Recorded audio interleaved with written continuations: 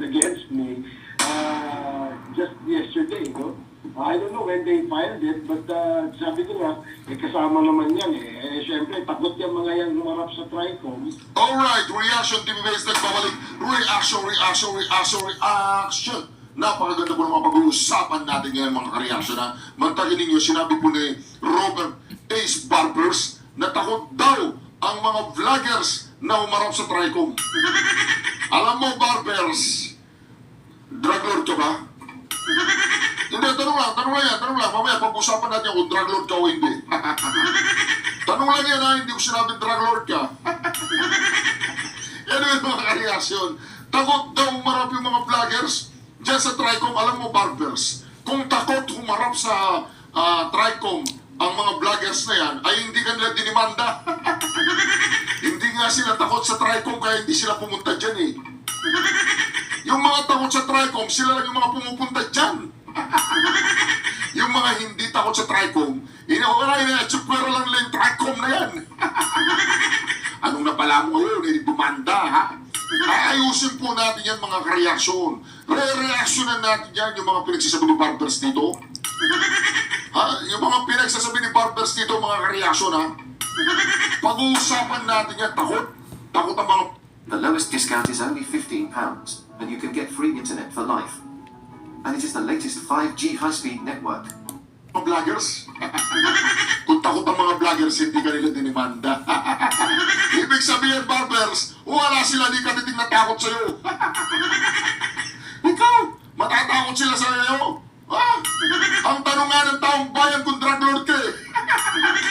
Tanong lang naman, hindi namin sinabing drug lord ka. Tanong lang.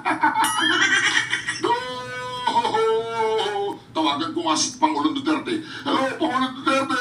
Hindi pa denial. Alright, Pangulong Duterte, hello! Okay, pinag-uusapan po ngayon dito si Barbers.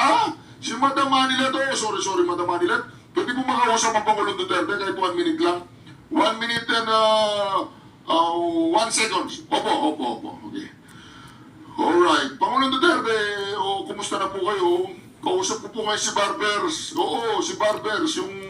Hindi siya ulupong, kongresista. Kongresista siya.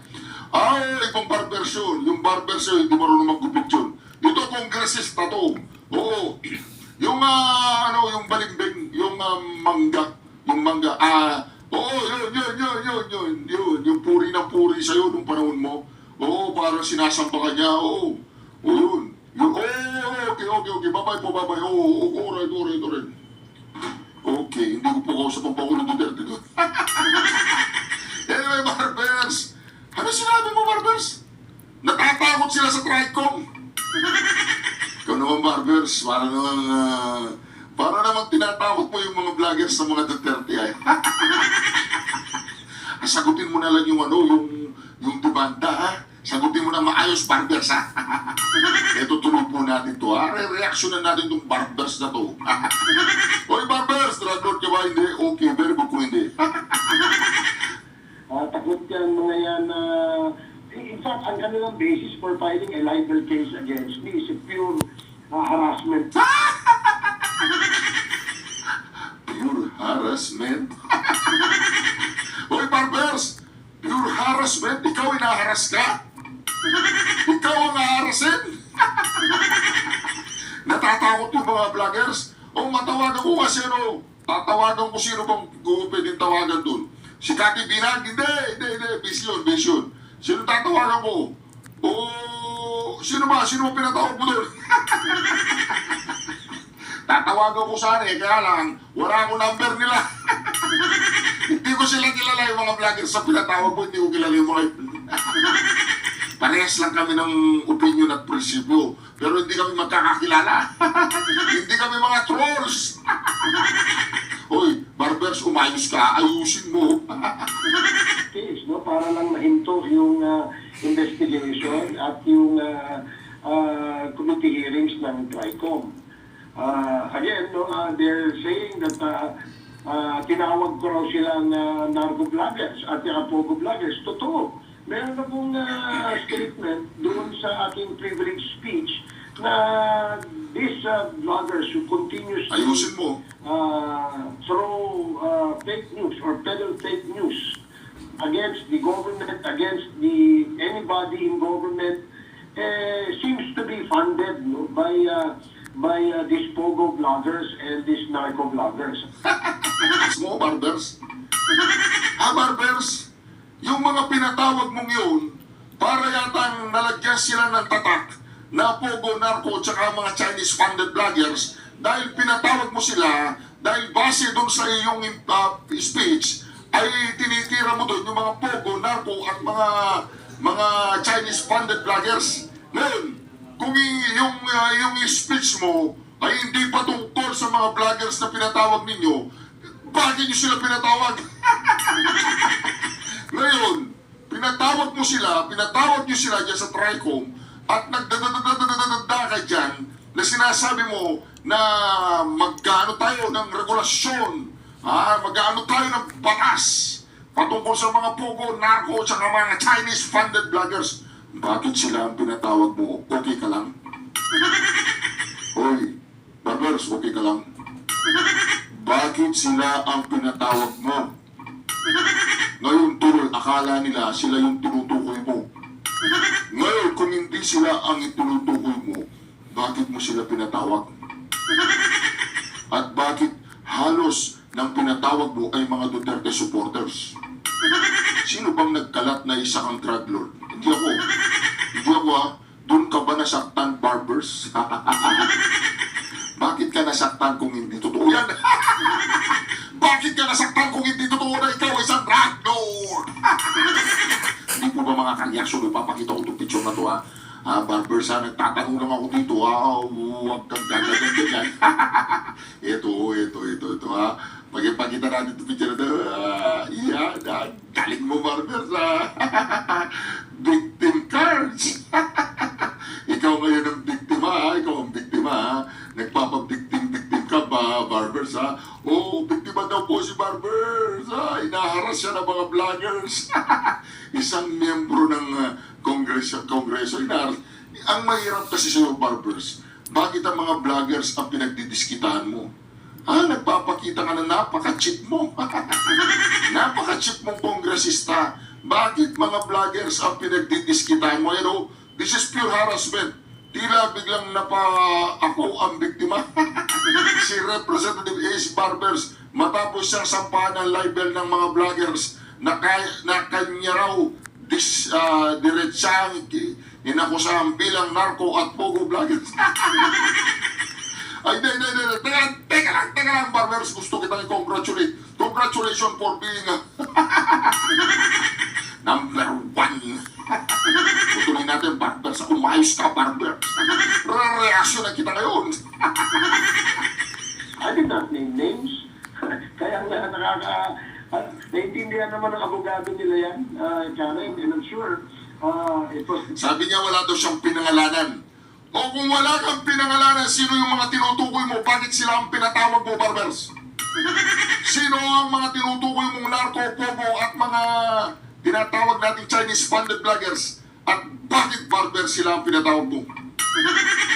Niloloko mo yata kami, barbers, Walang ganyan ang barbers, walang lokohan, Parang nakakaloko ka na yata, Nakakalalaki ka na, barbers, Natimanda ka, barbers. Hindi ka nire-respeto ng taong bayan. Wala silang respeto sa'yo, barbers. Ang tingin nila sa'yo, isang buhok na politiko. Di po ba mga ka-reaction? Ano po ba tingin nyo sa kay barbers? Paki-comment nga sa comment section kung isa siyang buhok o kaya mabangong politiko. Di po ba mga ka-reaction? Nakakatawa si barbers. Siya daw ay biktima ng hot. Look at these behind the scenes things. That's crazy. Honestly, it's almost sad seeing this because I've watched it so many times. It's just Harassment.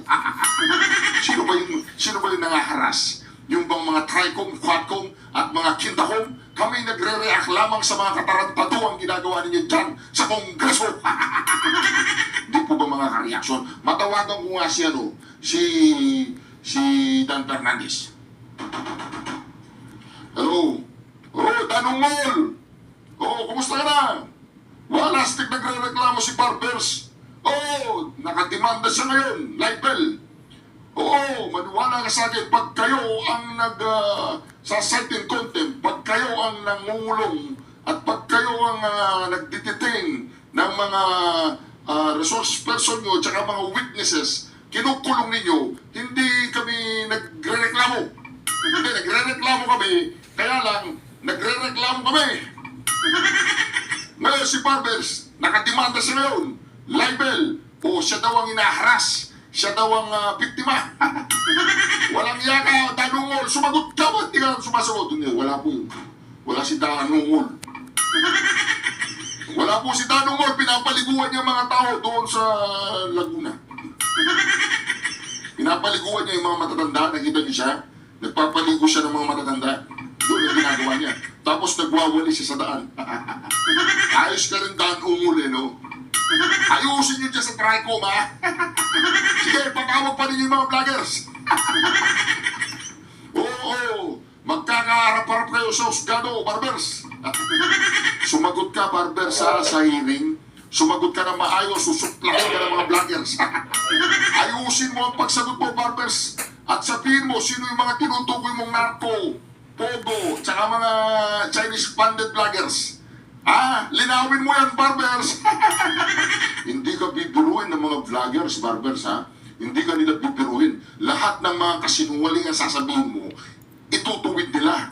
Lahat ng mga katarantaduang gusto mong gawin sa kanila at sabihin mo sa kanila ay talagang babalik at babalik sa pagmumukha mo. Nakakatawa naman si Barbers. Siya daw po yung inaharas.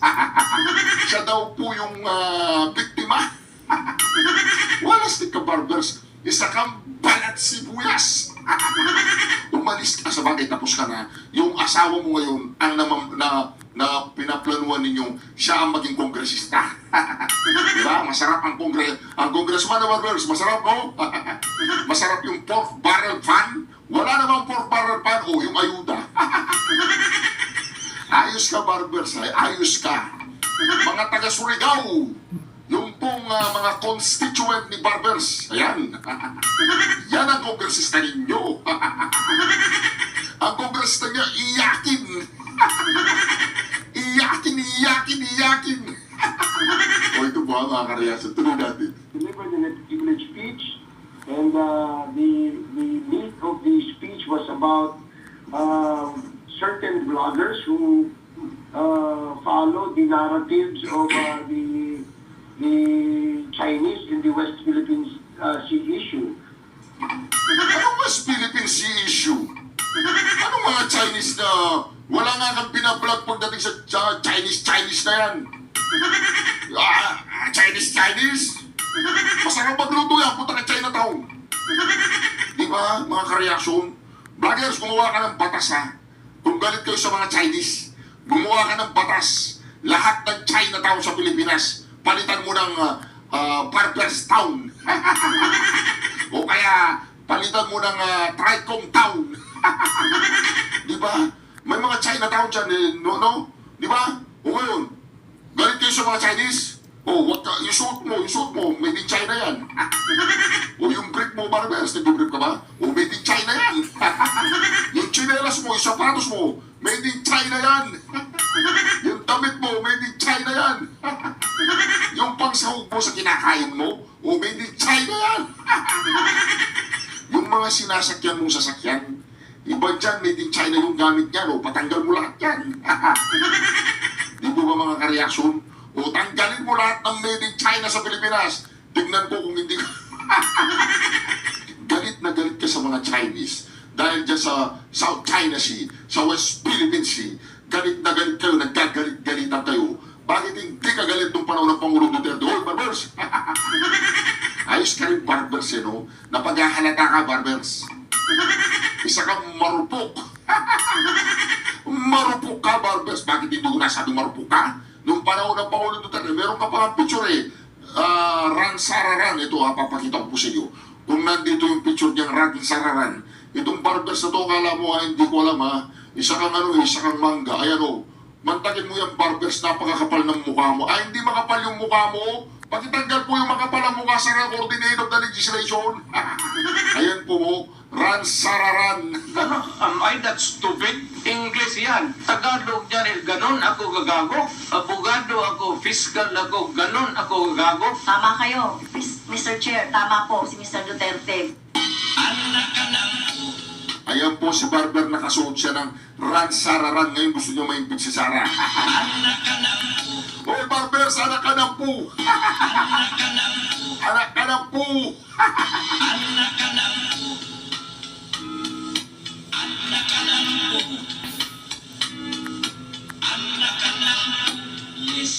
Sa may pamanga.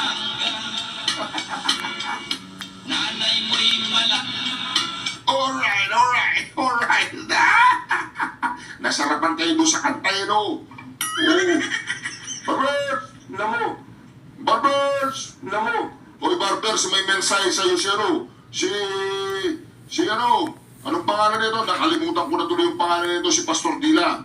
Oo, si Abante. Ito, Abante Surigao. O yun. Si Abante, ginamit ko po yung pang-apelido ni Abante sa inyong grupo, ha? Abante Surigao. Ito yung mensahe sila ni Abante. Namo, Barbers! Barbers! namo, Barbers! namo, Barbers! namo, Barbers! namo. Oh, galing kay Abante yun, ha? Hindi daw mura yun. Barbers, alam mo, kung isa kang malupitang kongresista, magsuot ka ng Ransararan. Ang galing po ni Barbers, ano? Suot-suot niya yung Ransararan. Tuloy po natin yung kanyang interview para naman ma-reactionan natin si Barbers. Vloggers who continuously attack the administration, people in the administration, who seem to have been hurt, no, by the campaign against POGOs, against illegal drugs, and who could have funded this? Siyempre, ito yung mga narco syndicates, no, and mga POGO syndicates. Patunayan mo yan, ha? Sa mga pinatawag mo, at pag wala nga na patunayan sila ay Pogo, Narco, tsaka mga Chinese-funded vloggers, kailangan mong tukuyin sino yung mga tinutukoy mo. Sino yung mga yun? Bakit ang mga Duterte vloggers ang pinapatawag mo, Barbers? Bastos ka tao ka. Bastos ka ba? Binabastos mo yata yung mga DDS vloggers, ha? Walang ganyan ang Barber, sumarap ka sa mga sa usgado. Harapin mo yung mga vloggers. Total sila naman ang pinagdidiskitahan mo, eh. O, di ba? O ngayon, binigyan ka nila ng ano tawag doon, fair playing field. Bantakin mo, hindi ka naman lawyer. Lawyer ba itong tao na to? Lawyer to? Mga ka-reaction, investigate na, lawyer to. Babanatan mo, si Atty. Trixie, attorney yun. Di ba mga ka-reaction? Babanat ka rin man lang, attorney pa. Hindi ko lang, attorney ba si Barbers? Matingin nga sa Google. Robert Ace Barbers. Titignan ko kung attorney ka, kasi wala akong alam sa pagkatao mo, eh. Wala akong alam sa, ito, tingnan po natin mga ka-reaction, ha. Para yatang binabastos tayo nito, ha. Siya daw ay nahaharas. Siya daw ay, ayan, ano ba natapos na ito? Tingnan nga natin, Robert H. Barbers, born 31, 1969. H. Barbers, politician, blah, blah, blah, okay. Okay, political, okay, wala siya, controversies. Anong natapos nito? Okay. Alright, tingnan natin kung ano natapos nito. Wala ko. Ano ba natapos mo, Barbers? Bakit mo ako pinahirapan? De La Salle University, AB, University of the Philippines, MPA. Ano ba yung MPA na yun? Public Administration, Master Aldini pa. Profession, politician. Corrupt ka ba, Barbers? Corrupt ka? Hindi ka naman corrupt, pero ito, ano po ba mga ano nito? Wala naman dito, wala naman nakasulat na drug lord ka dito. Occupation, profession, politician. Hindi naman drug lord. Di ba? Mali sila, hindi siya drug lord. Di ba? Ayan Barbers. Namo, 55 years old ka na ba? 55 years old. Ano ba natapos mo? Masteral degree AB, ano ba yung AB na yun? Tsaka politician ka, o hindi ka lawyer. O hindi naman masama kung hindi ka lawyer, babanat ka man lang, huwag mong banatan yung lawyer. Mapapalawyer ka kanyan eh. O sige, tuloy natin mga karyasyon na tuloy natin, yung hindi natin siya ini-interrupt.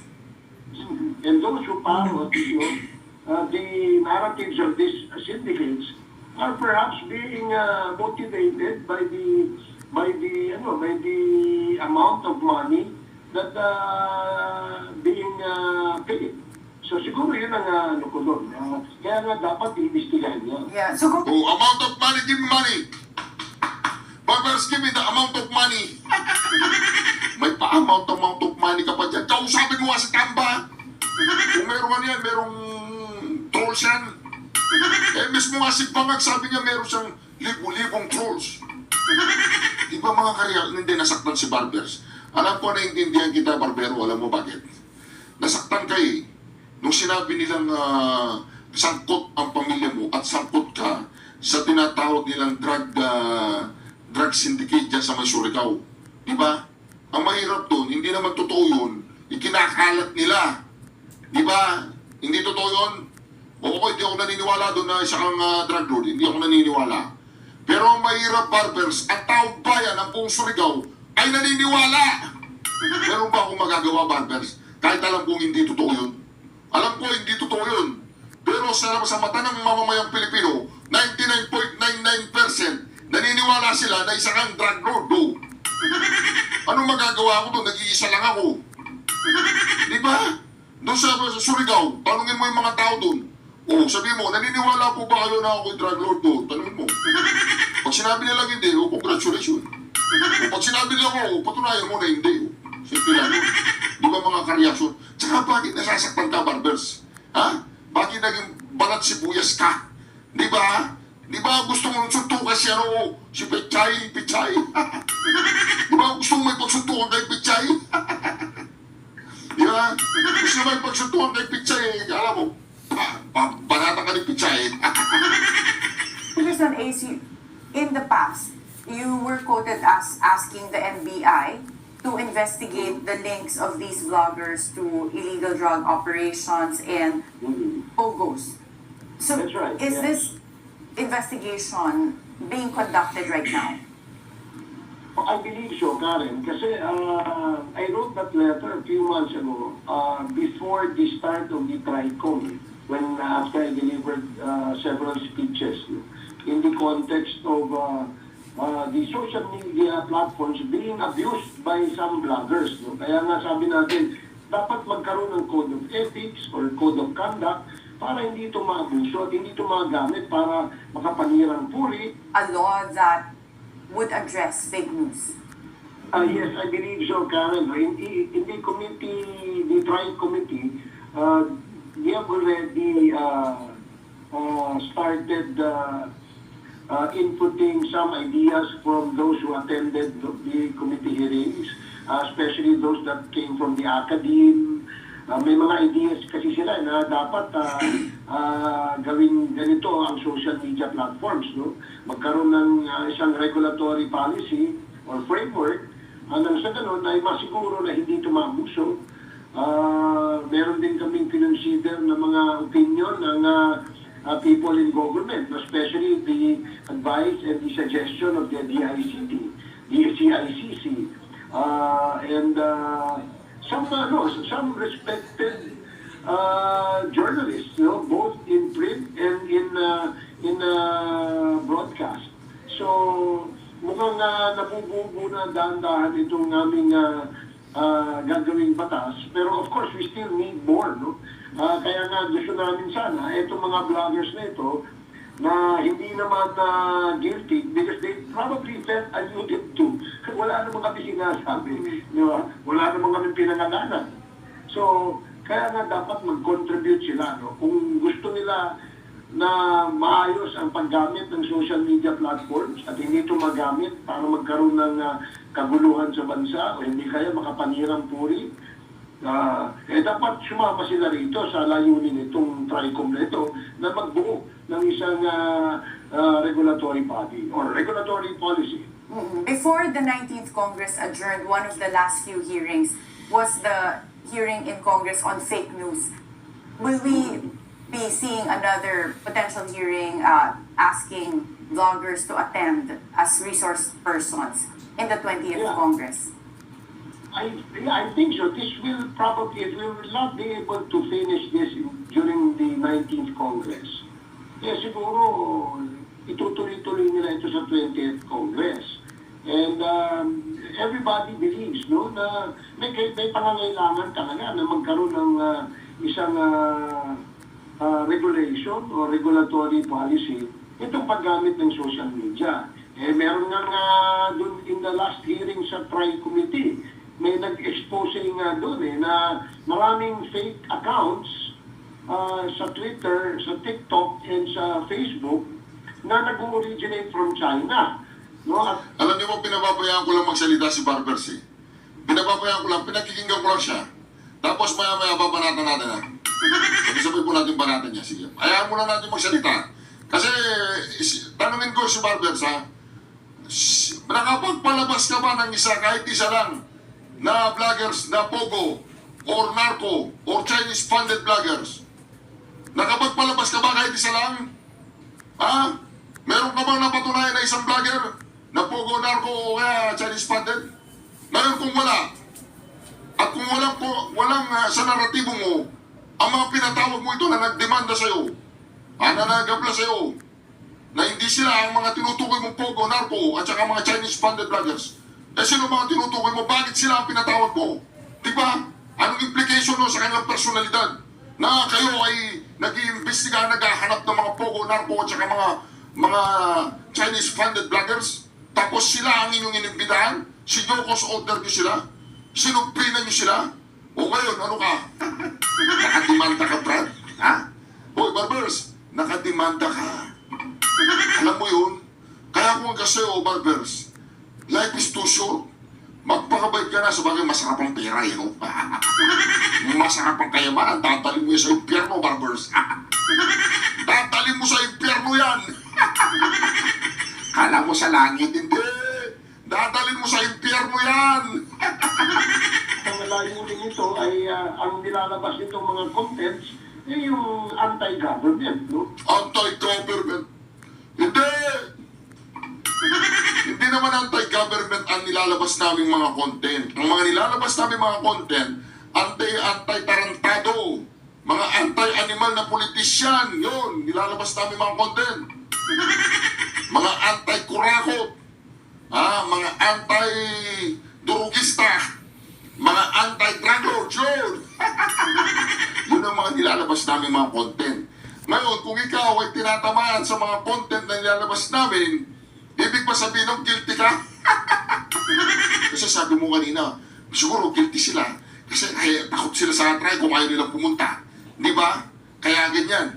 O ibig mo ba sabihin ngayon, ikaw guilty ka dahil sa iyong reaction na yan? Alam mo, ano mo lang yan, Barbers, ano mo lang yan. Ano ba sabi niya kay Mark Lopez? Bakla? Ay, Barbers. And pro-China. Yun ang